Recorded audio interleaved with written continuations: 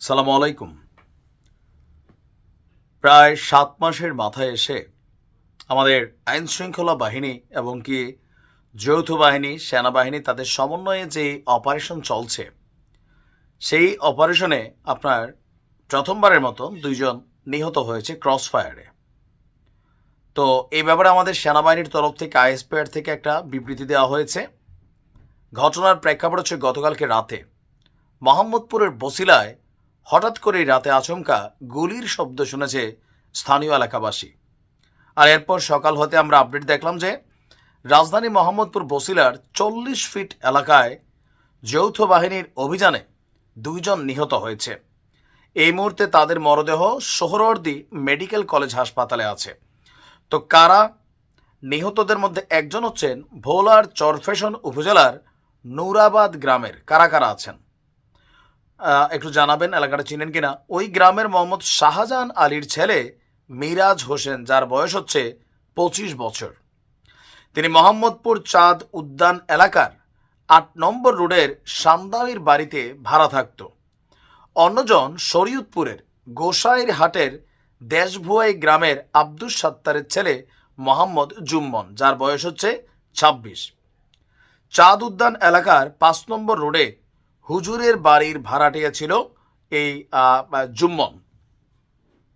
আর এই ঘটনায় গ্রেপ্তার ৫ জনের মধ্যে আলামিনের বাড়ি হচ্ছে বরিশালে, তার বাবার নাম রহিম। এছাড়া যারা গ্রেপ্তার হয়েছেন আব্দুর রবের ছেলে, তাদের বাড়িও ভোলা, মোহাম্মদ হোসেন, মোহাম্মদ জলিলের ছেলে মিরাজ, মোতাহারের ছেলে মুমিনুল এবং সাইদকার ছেলে মোহাম্মদ মেহেদি। ডিউটি অফিসার বলছেন যে চাঁদ উদ্যানের লাউতলায় কিছু শীর্ষ সন্ত্রাসী বৈঠক করছে, এমন তথ্য ছিল যৌথ বাহিনীর কাছে। আর এর পরপরই যৌথ বাহিনীর একটি দল সেখানে গেলে আপনার সন্ত্রাসীরা যৌথ বাহিনীর উপস্থিতি টের পেয়ে তাদের উপর আচমকা গুলি চালায়। এতে সেনাবাহিনীর সদস্যরাও পাল্টা গুলি চালায়। এভাবে ২ থেকে ৩ মিনিট গোলাগুলি হয়। এক পর্যায়ে ৫ জন সন্ত্রাসী চিৎকার করে আত্মসমর্পণ করে। আর আত্মসমর্পণকারীদের গ্রেপ্তারের সময় তাদের ২ সহযোগীর গুলিবিদ্ধ মরদেহ পাওয়া গেছে। এছাড়া তাদের কাছ থেকে একটি রিভলভার, কিছু গুলি পাওয়া যায়। আটক ৫ জনকে থানায় নেওয়া হয়েছে। তবে আমরা তাদের এর বাহিরে রাজনৈতিক কোনো পরিচয় আপাতত এ পর্যন্ত আসে নাই। আইনশৃঙ্খলা বাহিনীর ভাষায় তারা প্রত্যেকে ছিল সন্ত্রাসী। তবে এ নিয়ে মোটামুটি অনেকেই প্রশংসাও করছেন, কেউ কেউ সমালোচনাও করছেন।